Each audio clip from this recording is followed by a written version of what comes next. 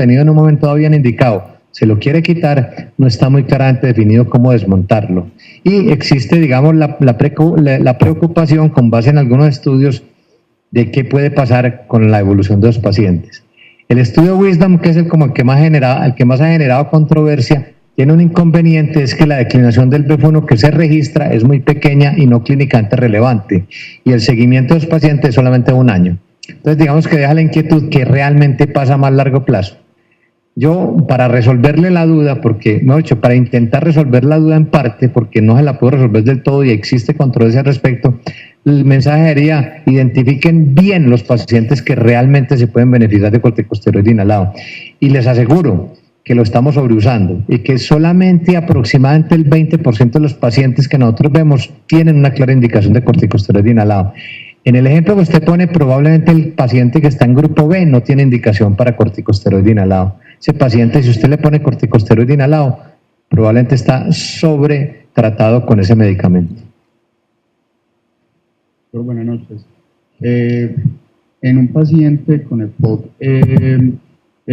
con fenotipo de bronquítico crónico, que tiene síntomas muy frecuentes, pero que no tiene exacerbaciones graves que requieran hospitalización, pero que uno necesita un tratamiento a largo plazo, según lo que nos mostró a la luz de la evidencia, no está indicado el tratamiento por mucho tiempo con broncodilatadores de corta acción, como normalmente uno ve, o sea, que utilizan el salbutamol y el ipratropio en esquemas de 3 o 2 veces al día, que es lo que normalmente uno ve.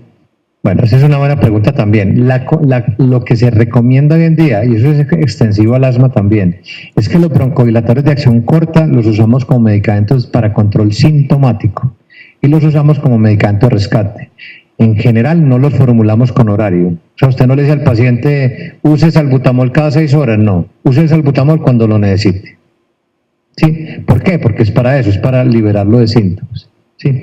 Y lo hacemos de acción rápida porque necesitamos liberarlo rápidamente de los síntomas y tiene la ventaja de que actúa mucho más rápido. Entonces, en general lo usamos así. Sirve como marcador de control de la enfermedad. O sea, un paciente que viene más o menos controlado y de pronto empieza más sintomático y tiene que empezar a usar más el broncodilatador de acción corta como rescate, lo que le está indicando es que el paciente no va bien y probablemente está en una exacerbación que puede ser leve o moderada, y entonces hay que tomar medidas adicionales y no solamente incrementar el uso del betagonista de acción corta. Entonces lo usamos como rescate y a todos los pacientes se les recomienda su uso. Sí, puede usar cualquiera de los dos con las salvedades que yo le dije. El betagonista actúa más rápido, eso puede ser una ventaja comparativa muy buena, y cuando están recibiendo antimuscarínicos de acción prolongada es mejor no usar el anticolinérico de acción corta. Valga decir ahí que los anticolinéricos en EPOC, que son drogas muy buenas, yo creo que la única indicación que le queda al anticolinérico de acción corta es eventualmente usarlo en pacientes leves como medicamento de rescate, prefiriendo yo personalmente el betagonista de acción corta, y en exacerbaciones, pero para manejo a largo plazo no hay razón para usarlo, hay que preferir, si se necesita, anticolinérico de acción prolongada. Sí. Doctor, una pregunta. De los macrólidos, ¿cuál se recomienda? ¿Cómo se da? ¿Cuál es la dosis? Exacto, pero no sé, esa era la pregunta. Pues, ¿cuánto tiempo se da? Okay. O sea, ¿cómo lo suspendes? Debo decir que la indicación de macrólidos, que todavía, digamos, lo que yo les dije, en las guías, solamente la guía colombiana se ha atrevido a recomendarlo. Pero tengan en cuenta que la recomendación de los macrólidos es para un grupo de pacientes pequeño. Es un grupo de pacientes con EPOC severo, con historia de exacerbaciones frecuentes severas que no ha sido bien controlado con la terapia convencional. Y probablemente, digamos, los que más se benefician son los que tienen bronquiectasias asociadas, que puede ser un porcentaje importante de ese subgrupo de pacientes muy seleccionado. Se puede usar claritromicina o se puede hacer acitromicina. La mayoría de los estudios están con acitromicina, ¿sí? La mayoría de los estudios utilizan dosis de 250 miligramos de acitromicina cada 48 a 72 horas, no diario, sino cada 48 a 72 horas. Y la mayoría de los estudios tienen tiempos de seguimiento de 6 a 12 meses. No sabemos porque no hay evidencia suficiente qué pasa más allá de los 12 meses, si lo prolongamos o no lo prolongamos, no hay evidencia. La mayoría, como le digo, son terapias a 6 o 12 meses. Tener en cuenta, a uno siempre le preocupan varias cosas con los macrólidos. Primero, resistencia bacteriana. Efectivamente, se va a incrementar la resistencia de los macrólidos con el uso de ese tipo de medicamentos de esa manera. Eso está probado. Segundo, efectos cardiovasculares. Tener en cuenta, sobre todo, tener en cuenta pacientes que tienen QT prolongado porque el riesgo de arritmia se incrementa. Tercero, estar vigilando efectos ototóxicos, sin disminución de la agudeza auditiva porque puede pasar con los medicamentos. Y cuarto, como les digo, seleccionar muy bien el tipo de pacientes y particularmente de pronto aquellos en quienes identifiquen usted la presencia de bronquiectasis. Ya. Ok, muchas gracias.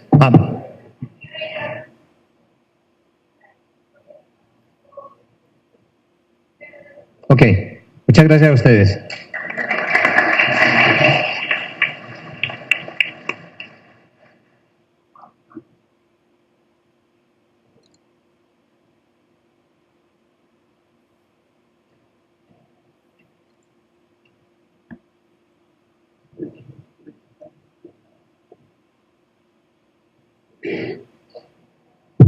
Luis, me leí de noche, pues, hermano, ¿qué? ¿Pasamos de dónde? A la ahora. Con el mouse. Listo. Ahí. Y nos devolvemos. Subimos aquí. Nos devolvemos. Listo, pelado. A continuación recibimos al doctor Julián Humberto Ramírez. Él es médico internista del Hospital Universitario San Vicente Fundación y hoy nos acompaña con la charla Neumonía adquirida en la comunidad. Bienvenido, doctor. Buenas noches a todos. En estas 2 horas que nos quedan de tiempo, ¿no le dieron que era de 2 horas? En serio, yo lo preparé para 2 horas. No, bueno, me va a tocar hacerla de 30 minutos. Bueno, vamos a... Yo sé que están cansados, vamos a hacer una cosa muy concreta, nada de misterio es lo que les voy a decir aquí. Muchas de las cosas que hay aquí se leen en cualquier parte, de esto se ha hablado mucho, pero yo quiero dejarles claros como varios puntos. Sobre todo tomen muchos de estos puntos como beneficio de inventario, en el sentido en que no necesariamente ustedes tienen que verse aquí simplemente con el interés de preparar un examen. Usualmente uno las metas las consigue cuando piensa en motivos más generosos, aprender a manejar bien los pacientes, que los pacientes no se les mueran, esas cosas. Creo que eso es lo importante, ¿cierto? Más allá de pasar una especialidad o no, yo digo que pasar una especialidad es una consecuencia, no es la meta, y eso es lo que quiero que quede claro, porque la verdad es que algunos de ustedes van a pasar, otros no van a pasar, pero a fin de cuentas quien sí se va a beneficiar es el paciente, independientemente de que usted pase o no residencia. Entonces es como el sentido. Bueno, básicamente eso. Esto no pasa.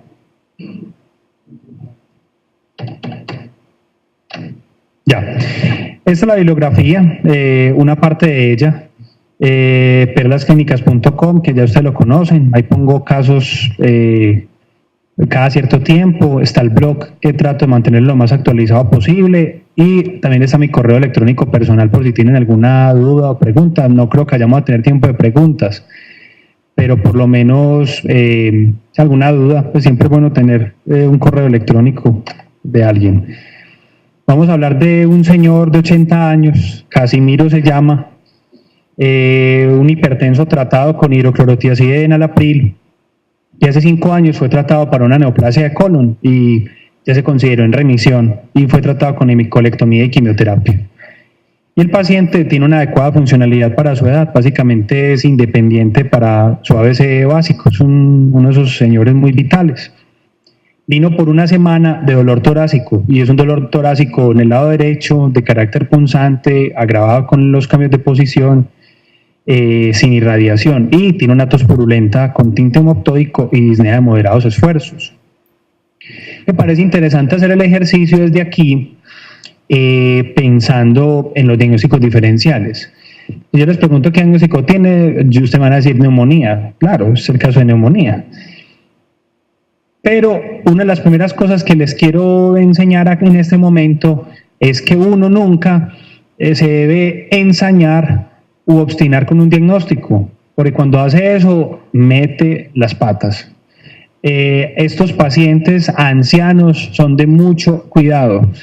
Uno siempre lo rotula como neumonía, como un EPOC exacerbado, y como usualmente los pacientes se enferman de lo que el médico sabe.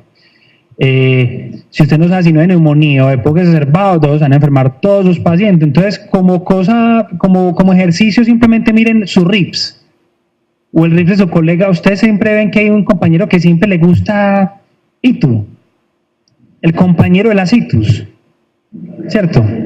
Otra vez este man, y usted ve que toda la noche vio como 50 ITUs durante la noche. Uno dice, pues este tipo no vio una celulitis, ni una neumonía, vio puras ITUs. No, nadie se infarta, nadie tiene una tuberculosis, no, todo es ITU. Es importante hacer el ejercicio de los diagnósticos diferenciales. Si ustedes tienen un paciente con dolor torácico, siempre hay que considerar un infarto agudo de miocardio. Pero si estamos en el caso de neumonía, sí, pero es un dolor torácico. Este paciente, por tener dolor torácico, se ganó un electro, independientemente de que vos vayas a buscar una neumonía. Si uno hace un juego de semiología básica, si uno tiene un paciente con un dolor torácico que es en el lado derecho, que es de carácter punzante, este dolor recuerda mucho al dolor de tipo pleurítico. Un dolor de tipo pleurítico no solamente sugiere una consolidación derecha, también sugiere un derrame pleural. Pero ojo, también sugiere una embolia pulmonar. ¿Cuántas embolias pulmonares no hemos tratado con piptazo? ¿Cierto? Entonces imaginan, ¿cuánta gente no se ha muerto? Pero ¿por qué se murió de antibiótico tan bueno? Como es de buen antipirético el piptazo. Entonces nunca olviden los diagnósticos diferenciales que salen de estas cosas. Tos purulenta, bueno, muchas cosas dan tos, pero miren que intencionalmente yo les puse esto, una tos con tinte hemoptóico. Yo les puse aquí un cuadro, esto solo, para un buen clínico da por lo menos para 5 diagnósticos diferenciales. Uno de ellos neumonía. Entonces, ojo con eso. Sigamos, entonces llega el paciente al servicio de urgencias consciente, orientado, tranquilo, presión de 160, está taquicárdico, está taquipnéico, está febril, se los puse bien enfermo para que no quede la más remota duda de lo que tiene. Realmente el examen físico, fíjense que no es muy ilustrativo, tiene una hepatomegalia importante, tiene un edema grado 2 en miembros inferiores. Entonces uno empieza aquí otra vez a hacer el ejercicio de la diapositiva de atrás. Usted dice, es un paciente que tiene un cuadro que puede sugerir una neumonía, pero para alguien con olfato clínico detecta que aquí hay por lo menos 2 enfermedades diferentes expresándose en un mismo paciente. Hay un paciente con un síndrome de respuesta inflamatoria sistémica por un lado, pero hay un paciente con un cor pulmonar por el otro, probablemente. Es más, esto también puede ser compatible con una embolia pulmonar aguda, porque tiene una falla cardíaca derecha. Increíblemente, estos son ejercicios que hago con frecuencia. La mayoría de gente, a veces, no sé por qué no lo saben, eso puede ocurrir, no saben diferenciar una falla cardíaca izquierda de una derecha. Y eso es fundamental. Eso es una de las cosas más importantes en medicina. ¿Por qué? Porque si una falla cardíaca izquierda, casi siempre es por disfunción ventricular izquierda. Pero la falla cardíaca derecha tiene muchas causas y no necesariamente son del propio corazón. La hipertensión pulmonar puede dar falla cardíaca derecha. Un paciente con una arritmia colapsante puede debutar con una falla cardíaca derecha.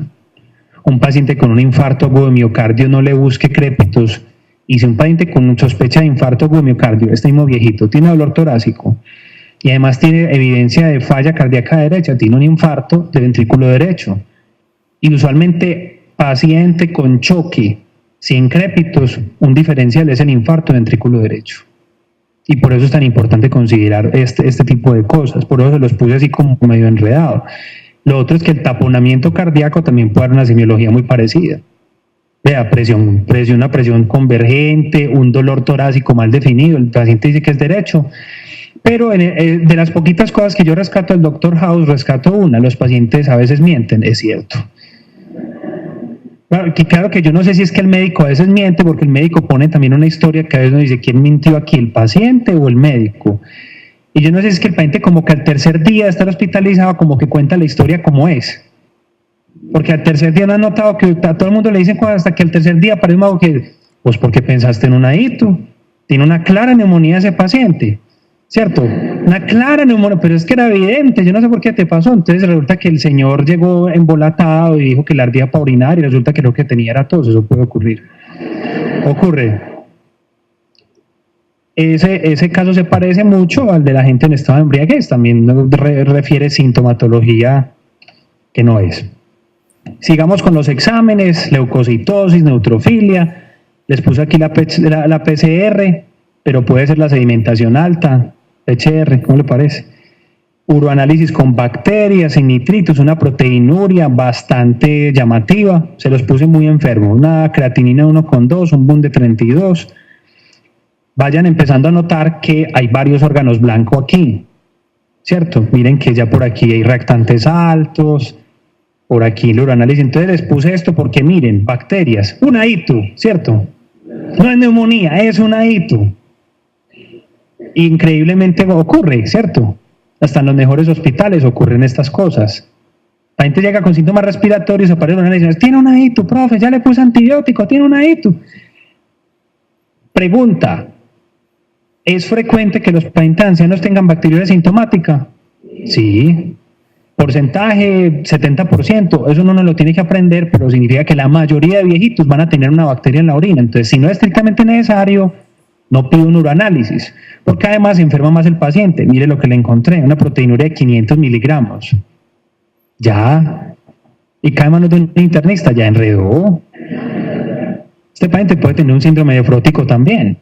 Tiene una proteína, yo aquí le repaso cositas, pero es que una proteinuria de 500 miligramos equivale a por lo menos a 3,5 gramos de proteína en 24 horas. O sea, esto podría ser un síndrome nefrótico. Este no es el tema que estamos hablando, pero ahí les dejo la ñapa.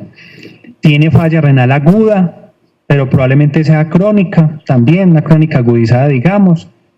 Miren la evidencia de daño hepático que este paciente tiene. Tiene una hiperbilirrubinemia, expensas de la directa, tiene una fosfatasa alcalina de 220, altica, tiene un patrón ahí como de una hepatitis, como un patrón mixto. Eso pudiera ser el mal llamado hígado de sepsis. O sea, es un señor que está muy enfermo. Eso es lo que les quiero hacer caer en cuenta. Usted dice, pero es que es un viejito que está consciente, orientado, no tiene problema, pero está muy enfermo. Y estos son los gases arteriales, que básicamente lo que se destaca es que no está muy hipoxémico. Miren ustedes que tiene una presión parcial de oxígeno de 65, pero con una FiO2 al 35%. O sea, es un paciente muy enfermo.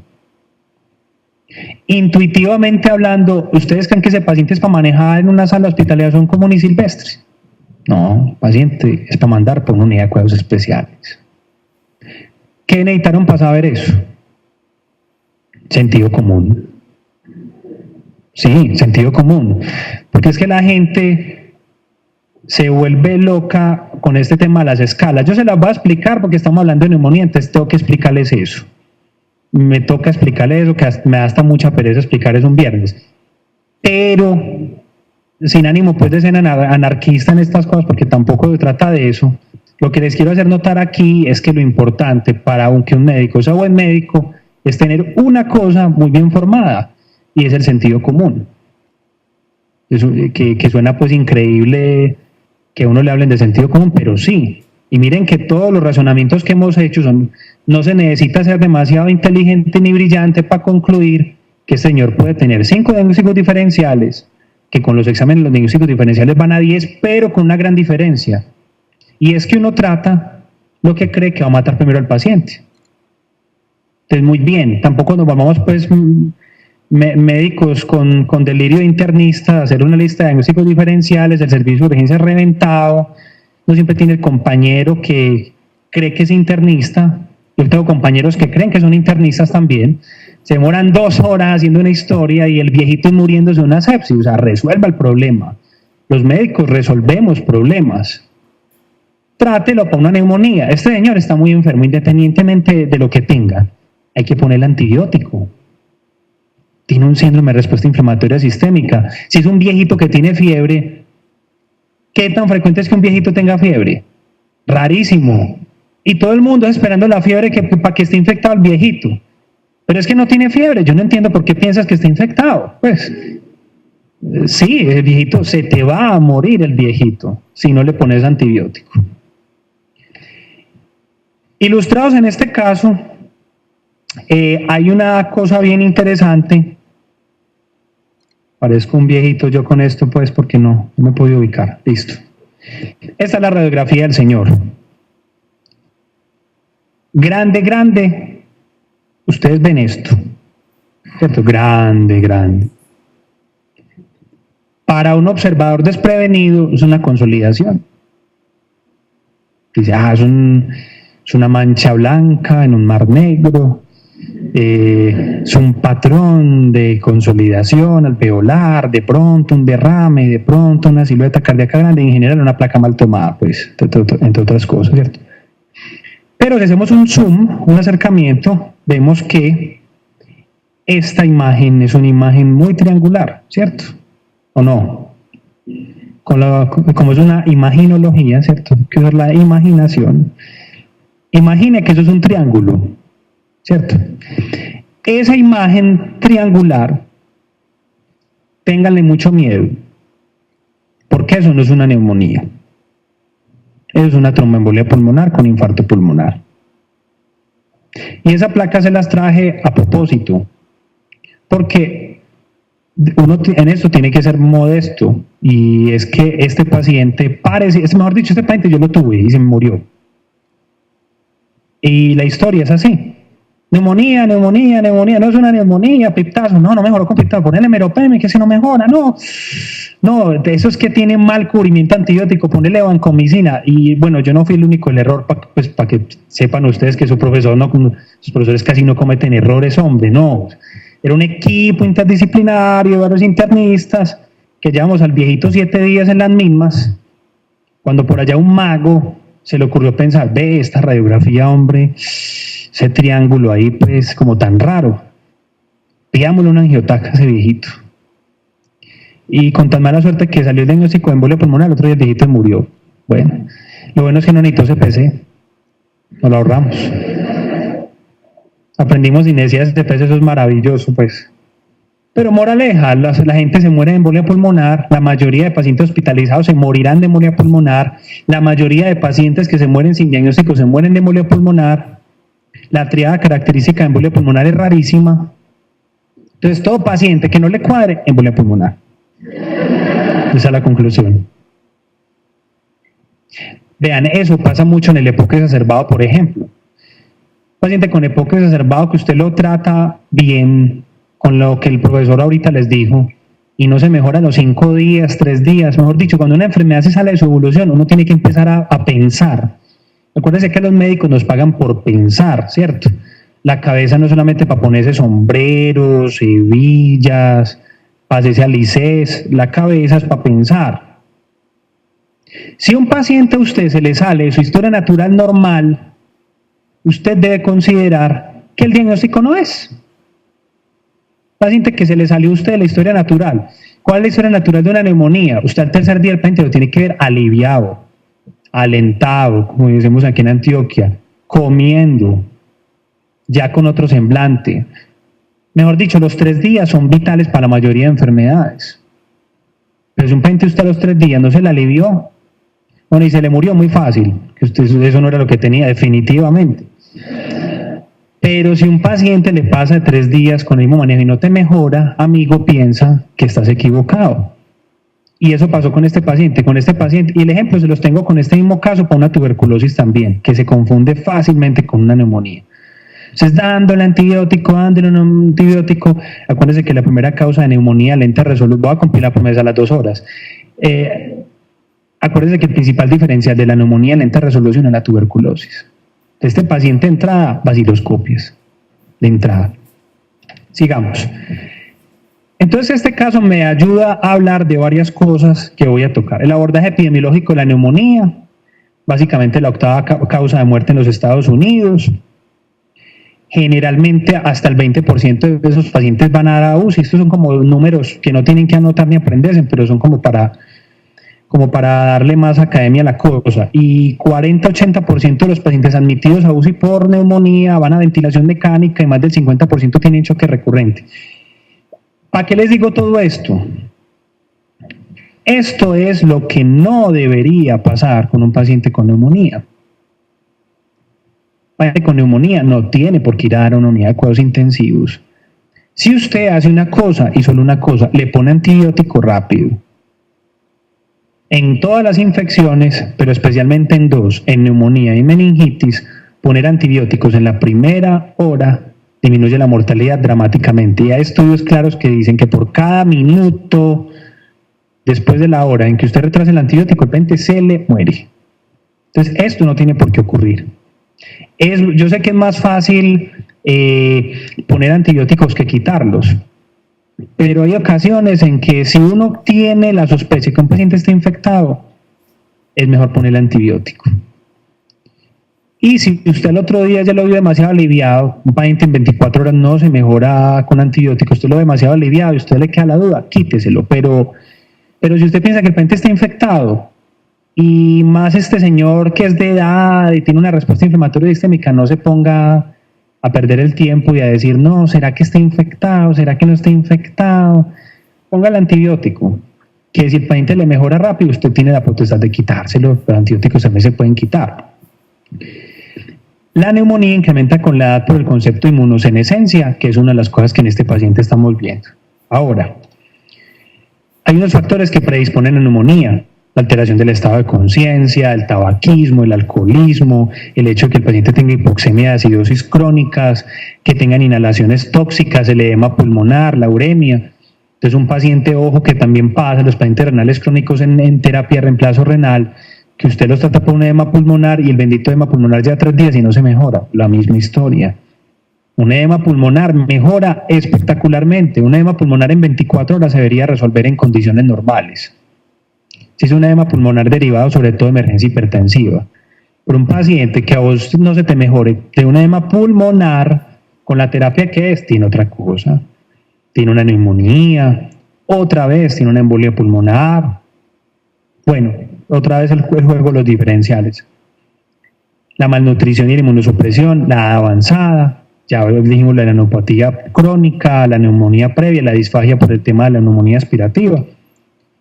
Infección respiratoria, malignidad, uso de antiácidos y antipsicóticos, el uso de glucocorticoides inhalados, que eso lo pudieron haber comentado ahora. Esto no es para que se lo aprendan, esto tiene un sentido. Y es que estas cosas aumentan la probabilidad de que un paciente tenga una neumonía. Entonces, un paciente que vaya acumulando este tipo de factores de riesgo y tenga una infección y usted no sepa de dónde es, usted por asociación podría decir, yo no sé de dónde es, pero tiene factores predisponentes para una neumonía. Entonces, fíjense ustedes que la tos solamente está presente en menos de la mitad de los pacientes con neumonía. La fiebre en menos de 1/3.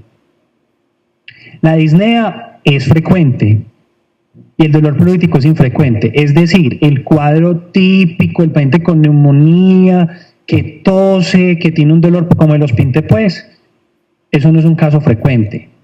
La mayoría de pacientes con neumonía, a la edad de este viejito, el signo clínico más altamente presente es la taquipnea, un signo vital. Y uno dice, un signo vital, que toman las enfermeras. Uno como médico debería pararle más bola a las enfermeras. Sí, verdad. Y en general a todo el mundo, y a la familia también.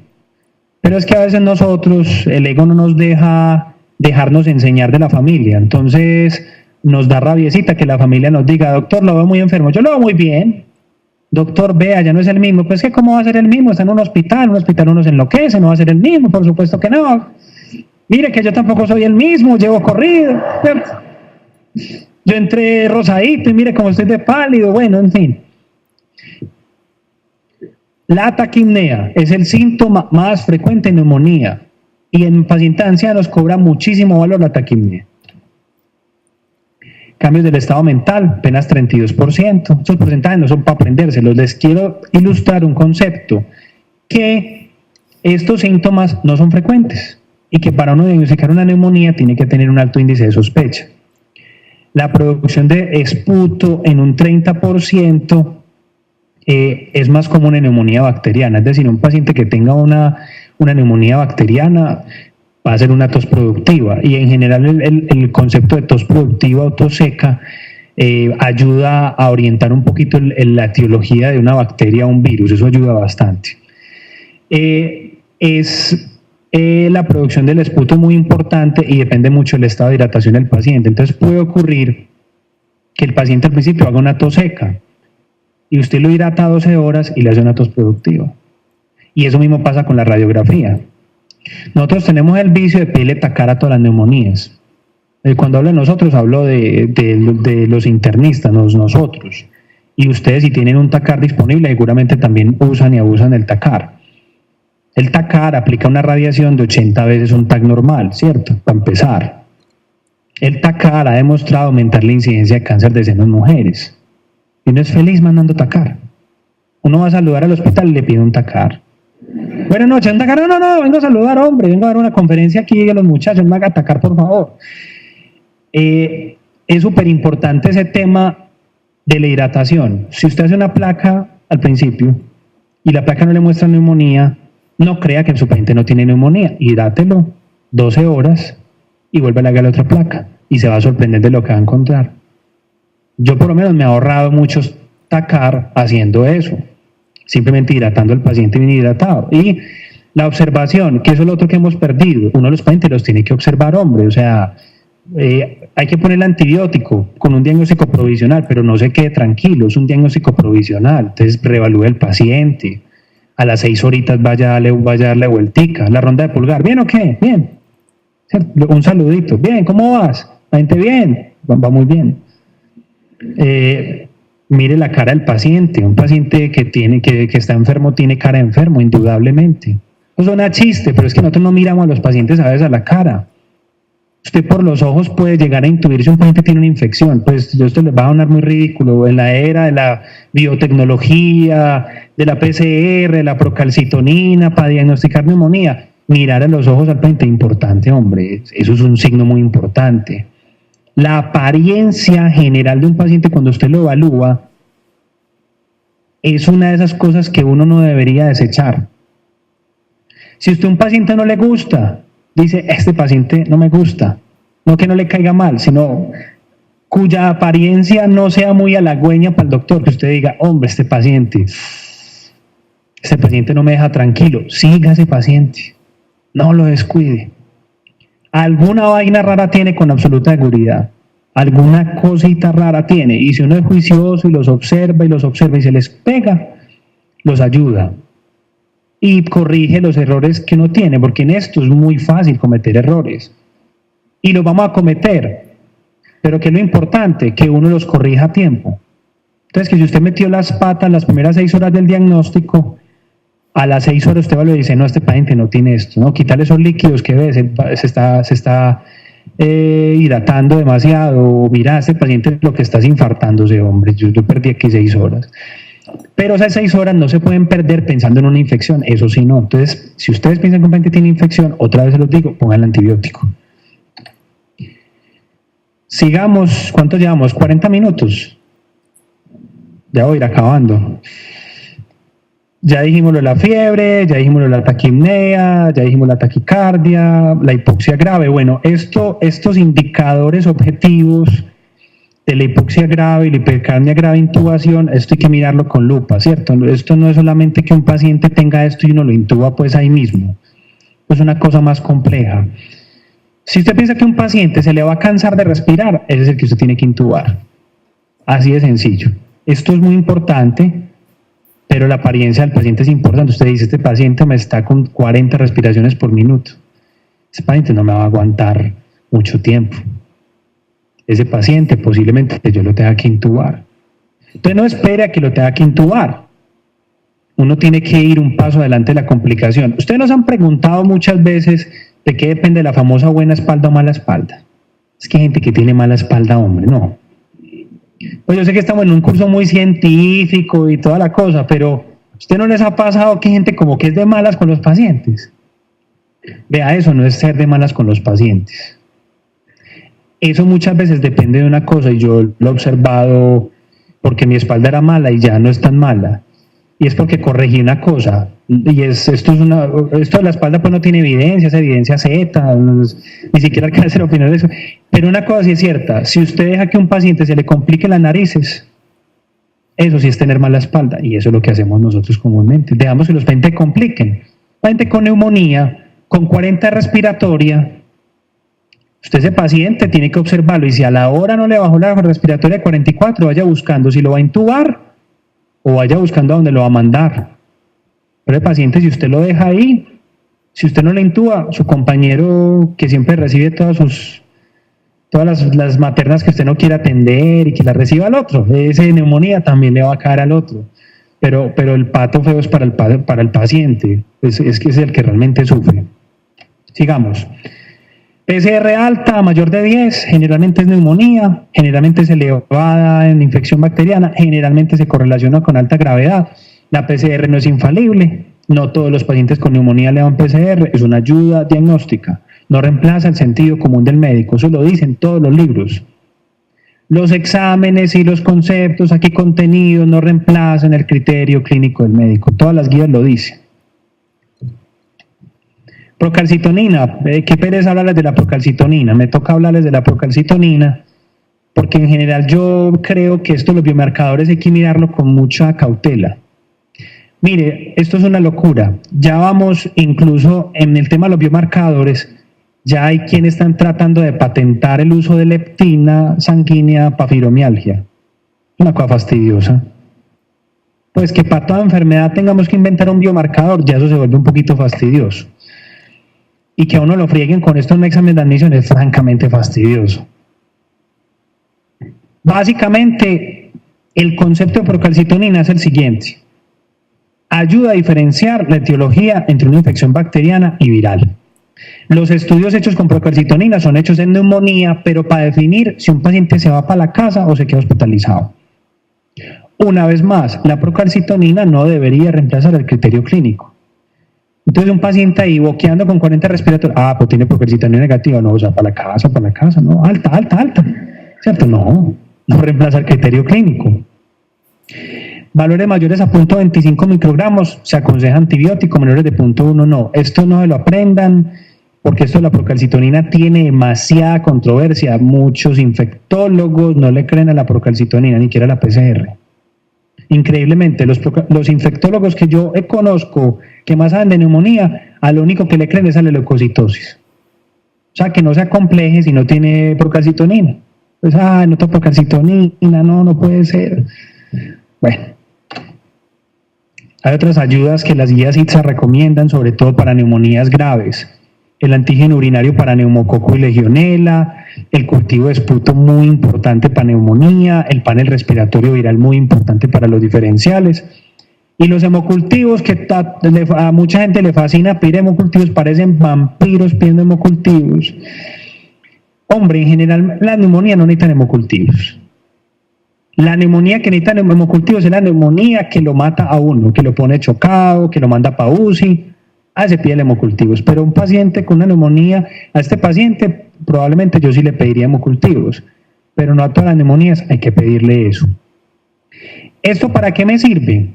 El antígeno urinario para esto y esto. El concepto que yo quiero decirles aquí, eso no lo tenemos usualmente, como ya es terapia no post, probablemente ni lo vamos a pedir nosotros en el hospital. Eso del cambio de legislación es muy serio. Yo creo que eso nos va a atrasar unos 50 años en el desarrollo de medicina, porque es que muchas cosas que podíamos hacer antes en pro del avance de la medicina ya no lo vamos a poder hacer, y eso es realmente serio. Que uno no pueda pedir un antígeno urinario porque es una terapia no post y de pronto esa plata no la pagan, por ejemplo, es una cosa muy seria. Y eso ya lo estamos sintiendo hasta nosotros en los hospitales grandes universitarios. Pero bueno, al margen de la política y la salud y todas esas cosas, quiero decirles que un paciente con neumonía grave hay que tener en cuenta ese par de bichos, el neumococo y la legionela. La legionela se trata con ampicilina sulbactam. Por eso es que en los esquemas todavía de neumonía aparece la ampicilina sulbactam. Ahora vamos a hablar de esquemas, que tampoco lo importante es mirar como los conceptos. Esto es muy importante. La opacidad en la radiografía de tórax es el gol estándar para neumonía. No hay neumonía sin eso. No hay neumonía sin eso. Lo que pasa es que muchas veces la radiografía no muestra la neumonía siempre y muchas veces uno tiene que echar mano de una tomografía. Pero en general, si usted ve un paciente que no tiene opacidad en la radiografía, desconfíe del diagnóstico de neumonía. Desconfíe.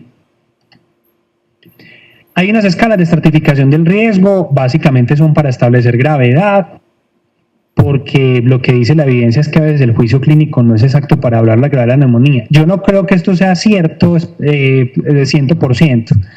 Yo más bien creo que es que nosotros nos aprendemos los diagnósticos calcados del libro y queremos que todos los pacientes a la brava quepan ahí.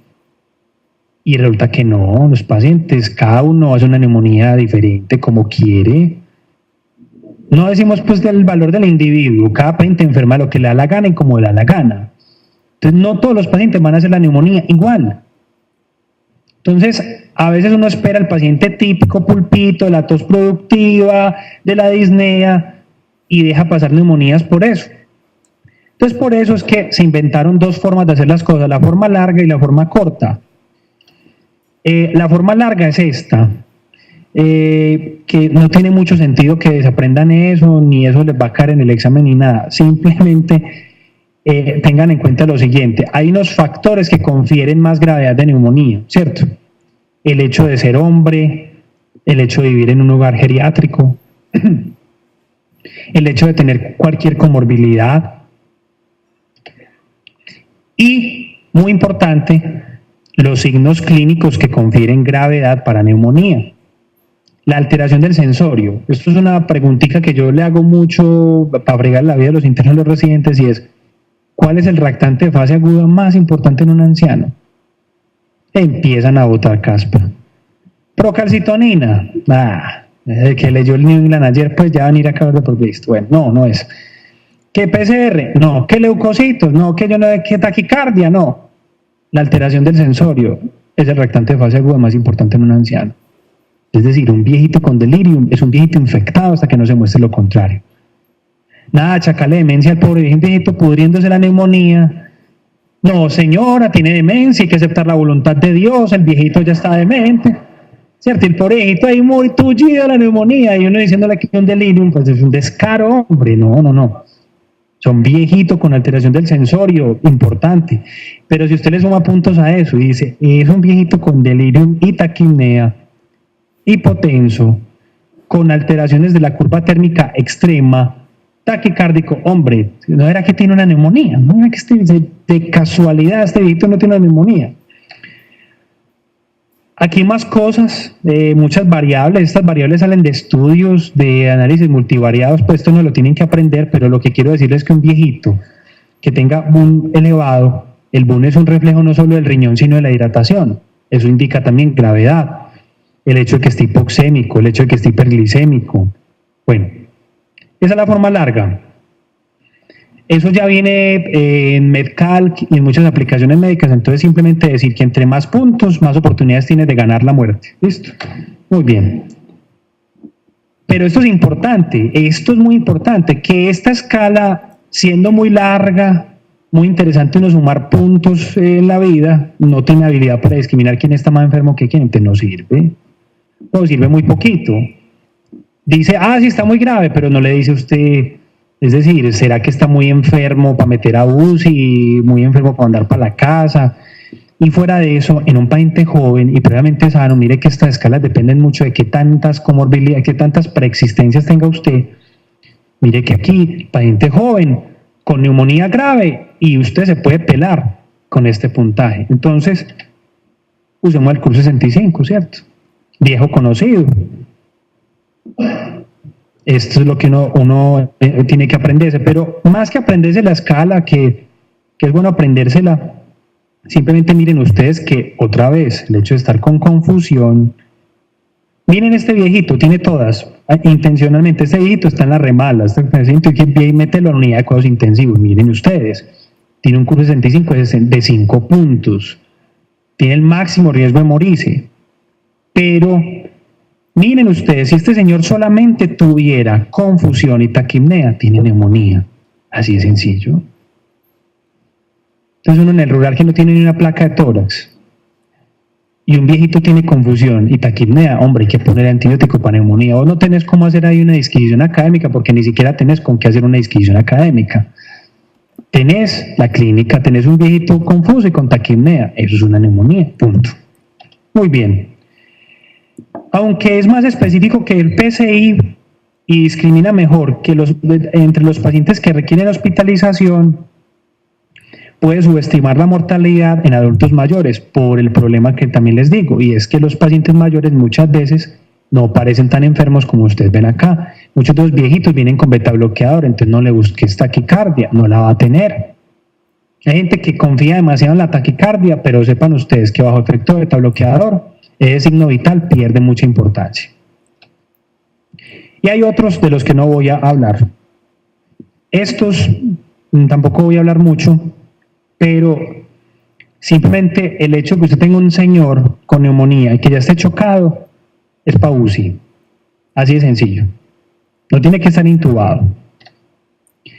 Y hay otros que suman puntos, o sea, el hecho de que tenga taquipnea, una PAFI menor de 250, que esté confuso y se orienta. Miren ustedes que este señor que estaba tan consciente y orientado, miren lo enfermo que está. Miren lo enfermo que está. Todo esto son cosas que el paciente de nosotros tiene. Eso lo revisan mejor en las guías ITSA. Vuelvo y digo que aquí el asunto se trata de resaltarles conceptos importantes. No vas a aprender esto de memoria como un loro. Esa es la forma más burda de uno aprender medicina. Uno lo que tiene que aprender son conceptos que le ayuden a tomar decisiones. Y para terminar, tratamientos. Entonces, si usted conoce bien el perfil de riesgo del paciente, usted más o menos puede orientar qué tipo de bicho lo está enfermando y qué tipo de antibiótico tiene que utilizar. Como ya lo dije, lo más pronto posible. Microorganismos típicos, entre comillas. Esa definición de típicos y atípicos no gusta mucho, pero se nos quedó y yo no sé cuándo vayamos a quitar esa expresión, porque ¿qué es una bacteria típica o atípica? No lo sabemos. Neumococo, hemófilos, estreptococos, moraxela, estafilo, anaerobios, bacilos entéricos, estos son microorganismos típicos de neumonía, pero hay cosas que ayudan a diferenciar una de otra, hay unas perlas para uno más o menos saber cómo es la cosa. Entonces, para todo el mundo neumococo. Para el paciente pocoso, neumococo también, no volver a mencionar neumococo porque están todos. Hemófilos y moraxela, pacientes con EPOC. Estos pacientes con estreptococos de grupo A son pacientes que tienen neumonía aspirativa, porque el estreptococos de grupo A muchas veces vive en la cavidad oral. Staphylococcus aureus, paciente joven, inmunocompetente, que hace lesiones en piel rápidamente progresivas y que después te hace una falla ventilatoria, eso es un estafilo, es una neumonía grave por estafilo. Si no le pusiste antibiótico cuando tenía la infección en piel, ya se te murió.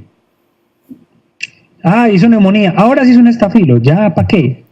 Igual pongo el antibiótico, pero probablemente se te va a morir o probablemente lo tenés que mandar para otro lado.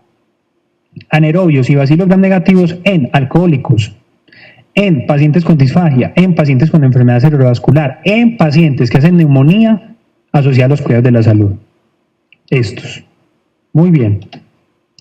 Y los famosos atípicos tienen un perfil.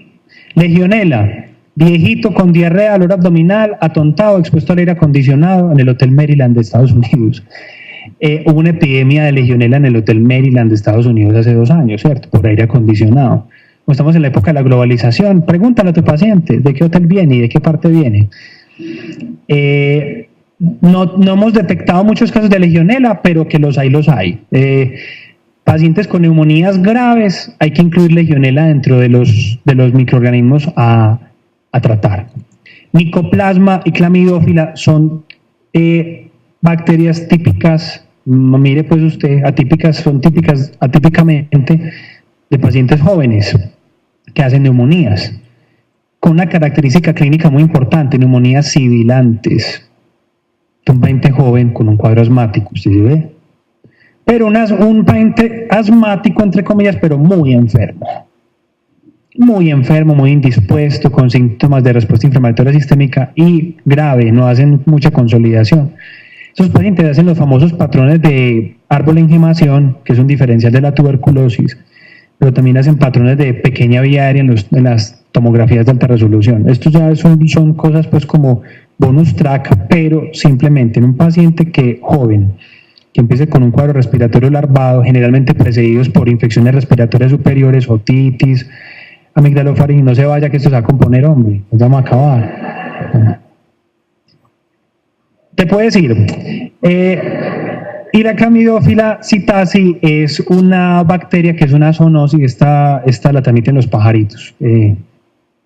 Desafortunadamente no hay forma para diferenciarlos y el diagnóstico microbiológico apenas es confirmado en el 50%, o sea que sí dependemos mucho de las características clínicas. Entonces tradicionalmente decimos que si un paciente tiene una neumonía grave hay que pensar en estos, neumococo, hemófilus, estafilo, sobre todo el paciente que tiene una gripa y después se pone muy mal con una neumonía, o sea el paciente típico que hace una influenza y después hace una infección por estafilo, así hay que tratar el estafilo. Y para gram negativos, pues toda esta serie de cosas, antibióticos previos, que tengan neumopatía previa, tratados con corticoides, hospitalizados. Bueno, voy a correr esto más rápido porque es que ya nos cogió el día. Esto es una tabla ahí que es una receta de cocina, pero la idea no es hablarles de la receta de cocina ni explicarles esto lo pueden encontrar en cualquier parte, sino otra vez los conceptos. Entonces, si estamos hablando de que la mayoría de pacientes tienen sospecha de neumococo, por eso es que en todos los pacientes con neumonía hay que poner la penicilina en alguna parte. Tenemos penicilina sintética, que es la ampicilina, entonces por eso la ampicilina es la mejor opción en casi todos los casos, salvo en los pacientes con neumonías graves. Entonces miren, aquí hablamos de un betalactámico, puede ser también cefotaxime, puede ser también ceftriaxona o ampisulbactam. No les aconsejo mucho estos dos, cefalosporinas, porque el tratamiento de elección para neumococo es la ampicilina sulbactam, la ampicilina, es una penicilina. Y lo otro son las consideraciones de presiones de resistencia con estas cefalosporinas, sobre todo ceftriaxona. Se combinaría entonces, estamos hablando de una neumonía grave, porque la neumonía adquirida en la comunidad normalita, usted tiene dos escenarios diferentes, son las guías colombianas, más o menos difiere de la CITSA, pero el concepto es este: si un paciente lo va a mandar para la casa con neumonía, tiene que tratarle gérmenes típicos y atípicos. Entonces le puede poner amoxicilina clavulanato y le puede poner un antibiótico que cubra atípicos. Doxiciclina puede ser, o acitromicina también. Cuando la neumonía es más grave, usted le puede poner el betalactámico. Sin embargo, fíjense ustedes que casi siempre uno termina en un paciente con neumonía grave yéndose con piperacilina tazobactam por la posibilidad que el paciente tenga pseudomonas como causa de neumonía. Adicionalmente, uno pone acitromicina porque muchos gérmenes atípicos responderán a esa acitromicina. La legionela responde bien a acitromicina, pero no responde muy bien al resto de antibióticos, por eso es que se pone acitromicina en neumonía grave. Y lo otro es que si usted piensa que es un estafilo resistente a la comunidad, tiene que ponerle también vancomicina o linezolid. Entonces miren que la parte difícil de neumonía no es ni siquiera el tratamiento, no es ni siquiera la parte de estratificación del riesgo. La parte difícil de neumonía es diagnosticarla. Porque como decimos muchas veces, es que la parte fácil es poner un tratamiento. Cualquiera pone un tratamiento. Y los pacientes, a pesar de eso, se alivian, son hasta agradecidos. ¿Cierto? Los pacientes aguantan mucho.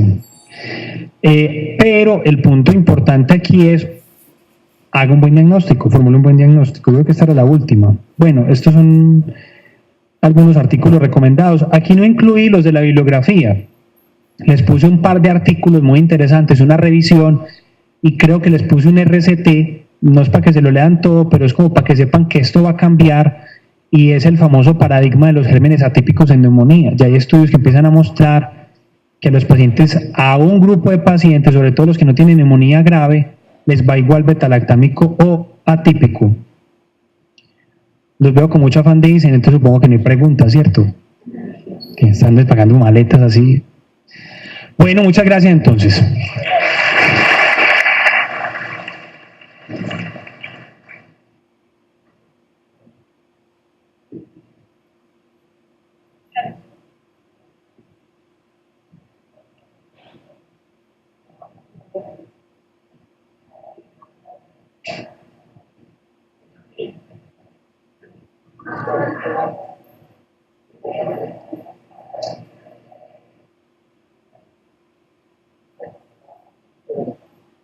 En las guías colombianas, si no recuerdo mal, hay una parte en la que como el neumococo no había resistencia por producir netamente masas, entonces se prefería